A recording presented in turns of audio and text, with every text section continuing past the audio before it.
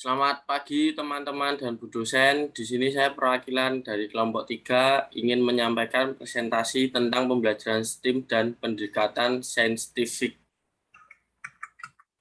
Anggota kami ada 1 Clarang Nawa Hapsari, 2 Regina Anggraini, 3 Lorenza Advencia, 4 Elizabeth Francintia, 5 Ignacia Sdian, dan 6 Dion Kusuma. Pengertian STEAM, pembelajaran STEAM merupakan singkatan dari pembelajaran sains, teknologi, engineering, art, and mathematics. Ilmu pengetahuan alam, IPA, adalah kajian fenomena alam yang melibatkan observasi dalam pengukuran. Teknologi adalah inovasi manusia yang digunakan untuk memodifikasi alam. Teknik adalah penerapan ilmu dan teknologi untuk menyelesaikan permasalahan manusia. Seni adalah segala sesuatu yang diciptakan oleh manusia yang mengandung unsur keindahan. Matematika adalah ilmu tentang pola-pola dan hubungan-hubungan yang menyediakan bahasa bagi teknologi, IPA, dan teknik. Praktik STEAM menggunakan pendekatan terpisah atau silo. Pada pendekatan silo, pembelajaran bertumpu pada masing-masing bidang pelajaran, sehingga memungkinkan peserta didik untuk mendapatkan pemahaman yang mendalam dan dilakukan penilaian pada tiap bidang pembelajaran STEAM. Pada konteks pendekatan pembelajaran inovatif, STEAM harus dipandang sebagai kerangka konseptual yang melukiskan prosedur yang sistematik.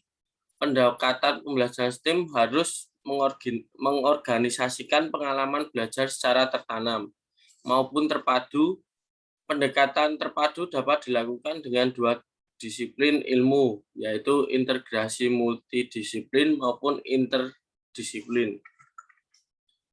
B. Prinsip-prinsip pembelajaran STEAM. 1. Prinsip perhatian dan motivasi. 2. Prinsip keaktifan. 3. Prinsip keterlibatan langsung. 4. Prinsip pengulangan. 5. Prinsip tantangan. 6. Prinsip balik dan penguatan. 6. Prinsip pembedaan individual. Pembelajaran STEAM menggunakan metode problem basic learning. 1. Sintak atau langkah-langkah pembelajaran basic berbasis masalah. Fase 1, orientasi peserta didik kepada masalah. Fase 2, mengorganisasikan peserta didik. Fase 3, membimbing pendidikan individu kelompok. Fase 4, mengembangkan dan mengajikan hasil karya. Fase 5, menganalisis dan mengevaluasi proses pemecahan masalah. 2. Sistem sosial. Sistem sosial berarti suasana dan norma yang berlaku dalam pembelajaran. Sistem sosial dari problem basic learning bersifat komparatif. 3.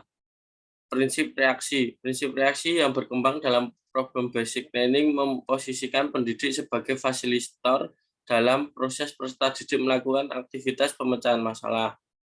Sistem penunjang problem basic learning adalah segala masalah-masalah aktual yang mampu menciptakan suasana komparatif dan dapat membangkitkan proses metakognisis, berpikir kritis, dan strategi pemecahan masalah yang bersifat divergen. 5. Dampak instruksional dan penyerta. Dampak penyerta dari problem based learning meliputi peluang peserta didik memperoleh pengetahuan, meningkatkan keterampilan memecahkan masalah, meningkatkan kemampuan untuk memperoleh pengetahuan yang relevan, membangun pengetahuan sendiri, menumbuhkan motivasi dalam belajar, meningkatkan keterampilan peserta didik dalam berpikir, meningkatkan komunikasi dan bekerja sama dalam kelompoknya. Pembelajaran STEAM berpusat pada proyek. Secara garis besar, pembelajaran STEAM berpusat proyek dapat dilakukan menggunakan tahap sebagai berikut. 1. Memilih salah satu topik yang memungkinkan untuk menggabungkan seluruh 5 aspek STEAM. Menghubungkan topik dengan masalah di dunia nyata. Mendefinisikan tantangan atau tujuan pembelajaran akan dicapai peserta didik. Memiliki solusi atas penelitian dan curah pendapat peserta didik. Menjelaskan tantangan kepada peserta didik menggunakan video untuk melibatkan peserta didik. Menggunakan rencana desain teknik penyelesaian masalah. membimbing peserta didik ketika mereka memiliki gagasan membuat prototipe, menguji prototipe yang dihasilkan, meminta peserta didik mengkomunikasikan temuan mereka, mendesain ulang prototipe yang dihasilkan sehingga memperoleh prototipe yang sesuai yang diharapkan. Berikut adalah beberapa tips strategi pembelajaran yang dapat dilakukan untuk mengintegrasikan setiap komponen ke dalam proyek STEAM yang akan dikembangkan. Sains, pilih masalah eksperimen menggunakan metode ilmiah. Teknologi, meneliti menggunakan perpustakaan online, pencarian web. Komunikasi, blogger, konferensi video, mengirim email. Teknik, membangun atau meningkatkan desain atau model. Seni, menulis, komunikasi, puisi, presentasi, video, membuat model. Matematika, mengumpulkan data, menganalisis data, melakukan masalah geometri. Tantangan dalam pembelajaran STEAM. 1. Perbedaan pendekatan atau cara dalam menerapkan pembelajaran STEAM. Terdapat 3 pendekatan yang memungkinkan STEAM diterapkan. Ada pendekatan silo, tertanam, dan terpadu. Kurangnya standar yang jelas, implementasi pembelajaran STEAM tidak seragam dalam kurikulum setiap sekolah. Oleh karena itu, langkah strategis adalah bagaimana pendekatan STEAM diimplementasikan secara integratif. 3. Dianggap terlambat saat STEAM hanya diterapkan pada pendidik di tingkat menengah. Pada saat itu mungkin sudah terlambat bagi siswa yang seharusnya sudah mempelajari keterampilan dasar yang diperlukan untuk memahami ide-ide lebih kompleks tanpa dilandasi inti untuk STEAM di sekolah dasar. Siswa cenderung menjadi kewalahan dan frustasi serta kehilangan minat. Pengertian pendekatan saintifik. Pendekatan saintifik atau saintifik adalah proses pembelajaran yang dirancang sedemikian rupa agar peserta didik secara aktif mengkonstruk konsep hukum atau prinsip melalui tahapan-tahapan mengamati untuk mengidentifikasi atau menemukan masalah, merumuskan masalah, mengajukan atau merumuskan hipotesis, mengumpulkan data dengan berbagai teknik menganalisis data, menarik kesimpulan dan mengkomunikasikan konsep, hukum, atau prinsip yang ditemukan. Pendekatan saintifik sangat relevan dengan 3 teori belajar, yaitu teori Brunner, teori Piaget, dan teori Vygotsky. Karakteristik dan tujuan saintifik. Karakteristik pembelajaran dengan pembelajaran saintifik. 1. Berpusat pada siswa. 2. Melibatkan keterampilan proses sains dalam mengkonstruksi konsep, hukum, atau prinsip.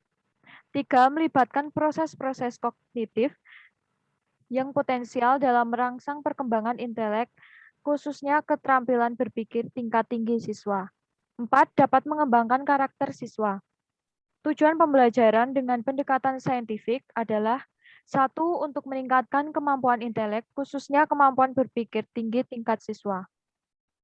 2. Untuk membentuk kemampuan siswa dalam menyelesaikan suatu masalah secara sistematik.